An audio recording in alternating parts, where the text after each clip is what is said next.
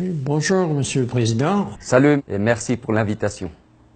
Ma première question serait concernant l'importance de l'ALENA pour le Mexique. Et aujourd'hui, notre région, l'Amérique du Nord, intégrée par le Canada, les États-Unis et le Mexique, est la région de libre commerce la plus grande du monde. Pour le mettre en perspective, en 2015, notre région a représenté environ 30% du produit interne brut du monde, alors que nos trois pays concentrent seulement 7% de la population mondiale.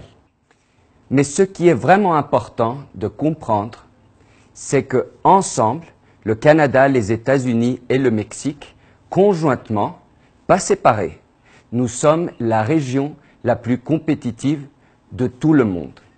Et cela grâce à la complémentarité de nos nations. Je me demande si, à votre avis, le Canada et le Mexique devraient négocier séparément avec les États-Unis, comme certains ont proposé, ou est-ce qu'il est mieux pour les deux pays de négocier étroitement ensemble avec les États-Unis? Je suis convaincu que le Mexique et le Canada doivent établir une stratégie commune pour faire face aux enjeux de cette négociation. Et maintenant, le Mexique et le Canada, nous avons non seulement une relation beaucoup plus forte d'un point de vue commercial, mais aussi nous partageons une vision d'un monde plus inclusive, intégratrice et ouverte au commerce libre et juste. Et nous avons des objectifs communs. Et soyons francs, nous avons aussi un enjeu en commun. Aussi bien le Mexique que le Canada ont été victimes de la rhétorique agressive du président des États-Unis. Il est vrai, le Mexique exporte beaucoup vers les États-Unis, mais il est important de rappeler que pour chaque dollar de marchandises exportées aux États-Unis depuis le Mexique, 40 centimes ont une teneur américaine. Un autre point important, c'est qu'aujourd'hui, le Mexique est le deuxième marché le plus grand pour les exportations des États-Unis, plus grand que toutes les exportations des États-Unis vers la Chine, le Japon et l'Allemagne ensemble. Dans ce contexte, il est important de reprendre un paragraphe d'un livre écrit par Trump lui-même. Dans l'art de négocier, Trump dit « J'aime provoquer mes adversaires pour voir comment ils réagissent. S'ils sont faibles, je les écrase. Et s'ils sont forts, je négocie. » Eh bien, il est clair que nous sommes plus forts si nous nous unisons autour de cette vision que nous partageons.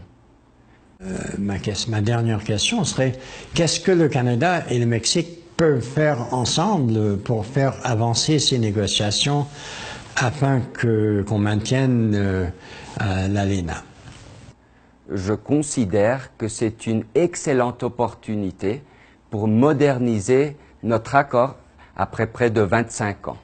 Le monde a changé de manière considérable et l'accord a besoin d'être actualisé et d'inclure des thèmes comme la sécurité, la migration, les droits de l'homme, l'environnement, l'énergie, le commerce électronique, la propriété intellectuelle, la protection des droits privés, parmi tant d'autres.